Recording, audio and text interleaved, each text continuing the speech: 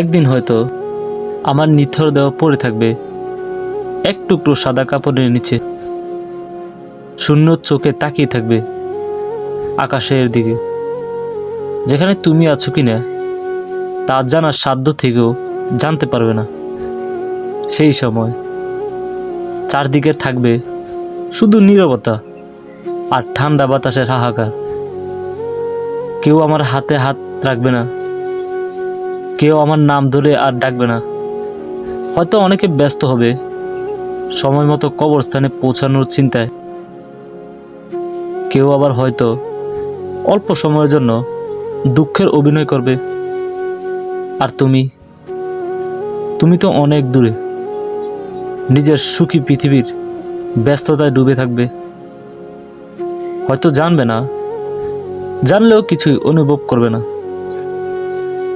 যাকে ভালোবেসে হৃদয়ের শেষ কণিটাও উজাড় করে দিয়েছিলাম, সে আমার মৃত্যুর খবরে হয়তো এক কাপ চা শেষ করেই আবার হাসবে। হয়তো অন্য কারো হাত ধরে বলবে, চলো একটু ঘুরে আসি।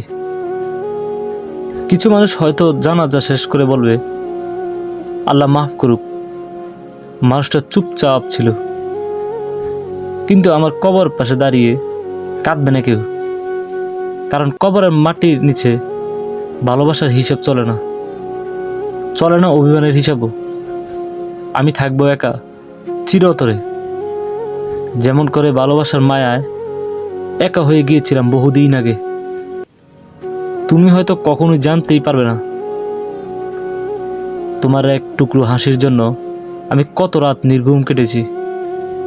তোমার একবার দেখার পাওয়ার জন্য কতগুলো সকাল অপেক্ষায় জেগেছিলাম।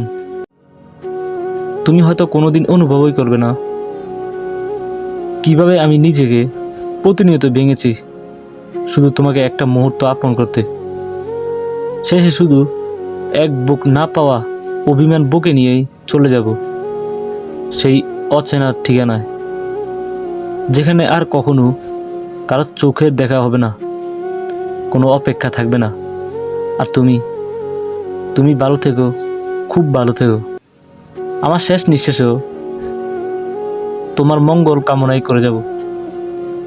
কিন্তু আর কোনো জন্মে তোমাকে পাওয়ার প্রত্যাশা করব না, কারণ এবার আমি শিখে নিয়েছি ভালোবাসা শুধু অনুভবের জন্যই জন্মায়, পাওয়ার জন্য নয়।